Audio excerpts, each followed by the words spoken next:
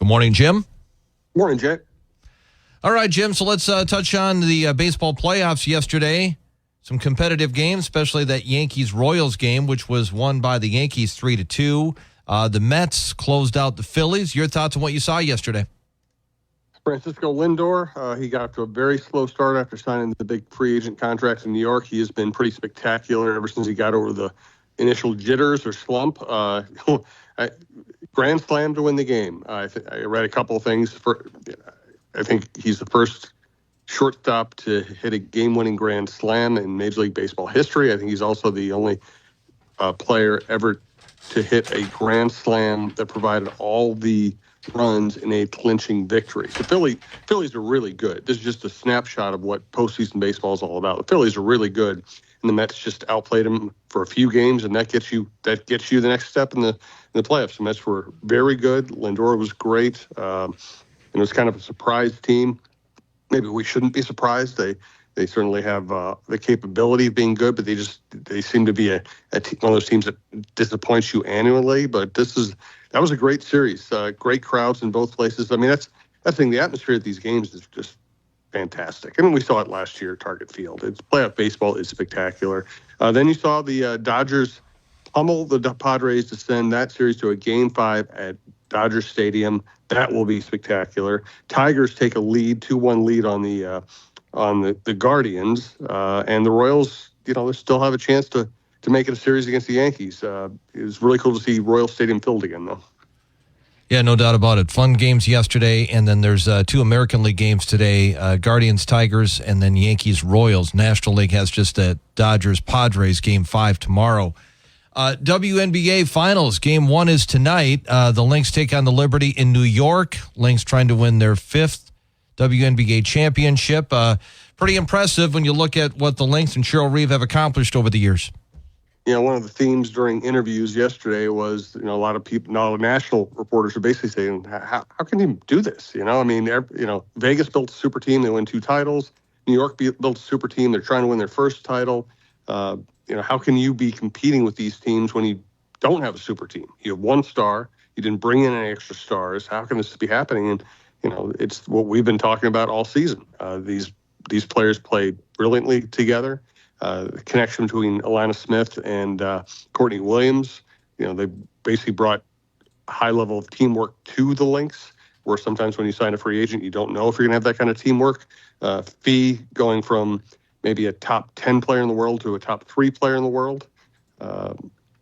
Bridget Carlton going from an okay bench player to a very good starter.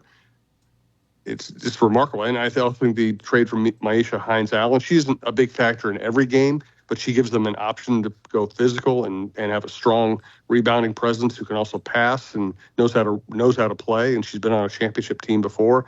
That really solidified their bench. And then the other more recent development is Natisha Heidemann. She was having a terrible year, and Cheryl stuck with her, and now she's become a major factor off the bench. So the Lynx have done well against New York. What seems to be what makes it difficult for the Liberty beat the Lynx? I just don't think the Liberty are a great defensive team, and the Lynx offensive efficiency seems to play really well against them. Also, the Lynx, the Liberty they're great. They were the best team in the league this year, no doubt about it. And Brianna Stewart's great, and Ionescu's great. But you do know where they're trying to go with the ball. They have 2 stars, and one handles the ball and the other takes most of their shots. So if you play great defense against those 2 players, you have a real chance. And the Lynx have played good defense against them. Jim, switching attention to the Minnesota Wild, who start their season tonight. They're going to take on Columbus at home.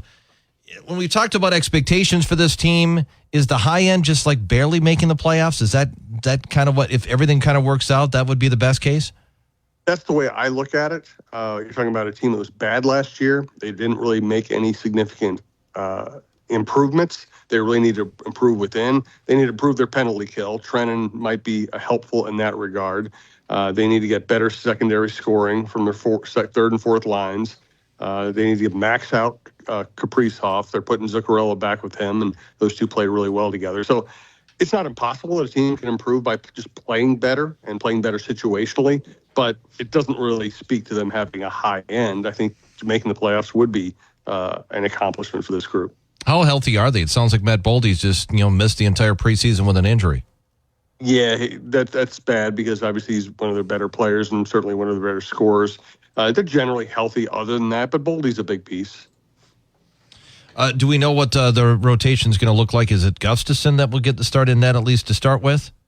I believe it'll be Gustafson tonight, and then I think they're going to play it out. One thing Sarah McClellan pointed out in her paper today is, they want to have Wallstead with the big league team. They want him to learn the NHL. They want to play him enough to keep him sharp. But if they have a lot of injuries, they might have to send him down because he's making decent money now with the contracts, and they might send him down to clear salary cap space to call up players. So staying healthy is one of the many factors that will determine how much Wallstead plays this year. Jim, in the NFL tonight, we got the 49ers taking on the Seahawks. San Francisco is just 2-3. Seattle, after a real hot start, they've cooled off a bit. They lost to the Giants last week, so they're 3-2. Thoughts on that division and this matchup tonight? Yeah, it was supposed to be a great division. It really hasn't been. The Rams have been devastated by injuries. The 49ers have been devastated by injuries. As you said, Seattle got off to a fast start and has tailed off. Bad loss for them to lose to the Giants.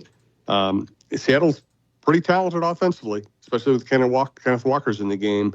Very good receivers, led by DJ Metcalf. Their defense really hasn't held up. So it's going to be interesting to see how they handle a 49er team that isn't at their best offensively right now and has serious injuries, but is capable of moving the ball. Is the Christian McCaffrey injury really starting to take a toll on them? I mean, Jordan Mason had some good games, but McCaffrey is a pretty electric player. Yeah, Mason's a good running back in a system that running backs love. But he's not going to catch the ball out of the backfield the way McCaffrey does. He's not going to, one analyst I was reading pointed out, said, listen, if Jordan Mason runs for 15 yards, that's great. And everybody gets excited. Hey, that's a good run. And he breaks the tackle while doing it. He looks really good. Well, McCaffrey might have taken that 67 yards. He might have gone for a touchdown. There is a gap there.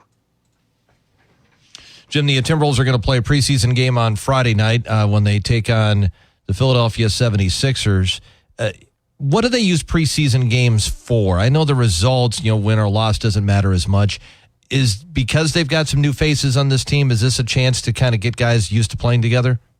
Yeah, I mean, last year I think it was mostly to really emphasize defense. Finch, after seeing some practices in early games, was like, okay, if this team's going to be any good, we have to be much better defensively. And they pretty much spent the whole preseason working on defense, and they ended up being the best defensive team in the league in the regular season. And their offense was good, not great.